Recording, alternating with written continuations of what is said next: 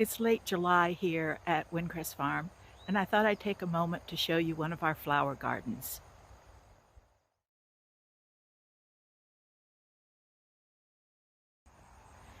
This is the former site of one of our hoop houses.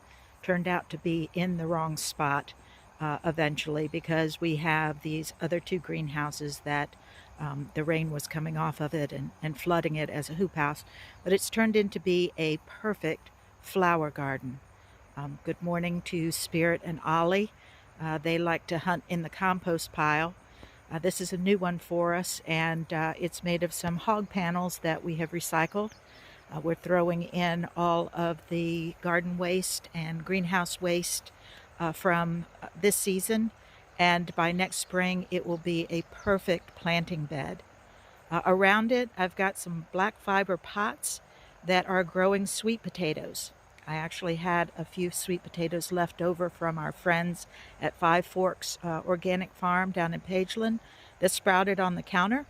And so I thought, well, this year we'll grow some sweet potatoes, and I've decided to put them in these black fiber pots so they would be easier to dig in the fall. And as you can see, they're doing quite well. So this is one of our flower gardens. We had expanded our flowers this year, hoping to have a bigger display at the market. Of course, the world took a different turn for us, but we're still enjoying these. This is some lemon basil that volunteered from last year. We've got some pineapple sage, some purple basil. The garlic chives are starting to bloom. We love to use these in flower arrangements. They add just a little bit of sparkle.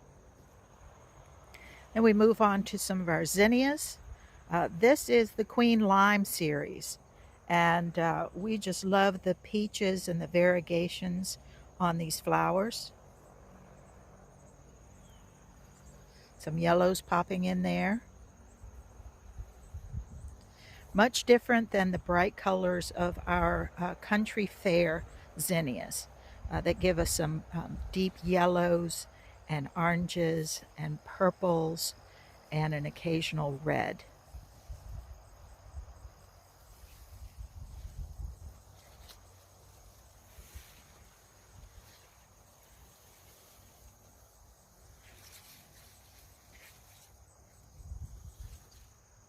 Another in the Queen Lime series that is part of the pinks. And with these variegations, we love to pair our eucalyptus. We start a few eucalyptus each year from seed. And of course, it's always fun to harvest this because it smells so divine.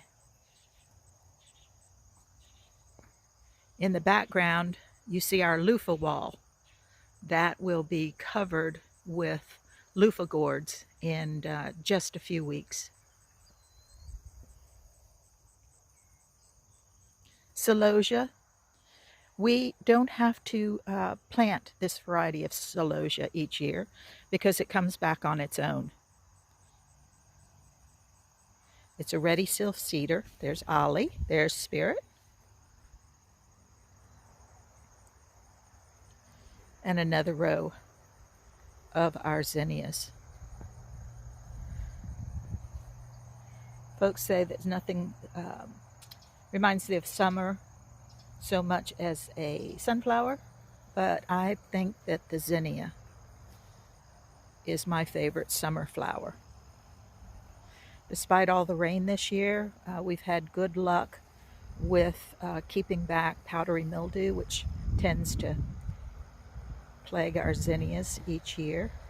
I think because we've had some good air movement and some good cultivation. This is our gomphrena. We've got pinks and purples and whites.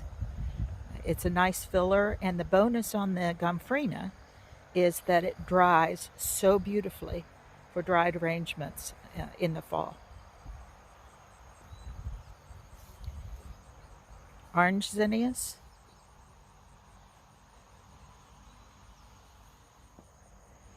And then we have a row of some of our basils. Again, we've got some lemon basil in here, which makes a lovely tea, as well as a cut flower. And it makes our bouquets very, very aromatic. We've got some sweet Thai basil.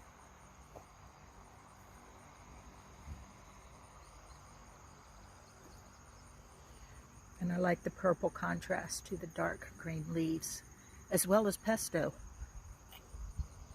And then our tulsi, or holy basil, which makes a very calming tea. It's an adaptogen, which means it helps our bodies adapt to stresses, whether that be physical or mental or emotional stresses. So I always like to have a good patch of that.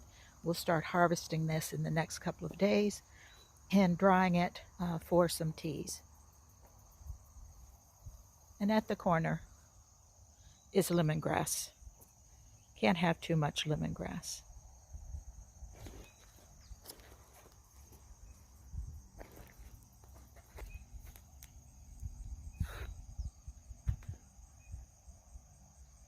So I hope you've enjoyed this tour of one of our flower gardens here at Windcrest Farm.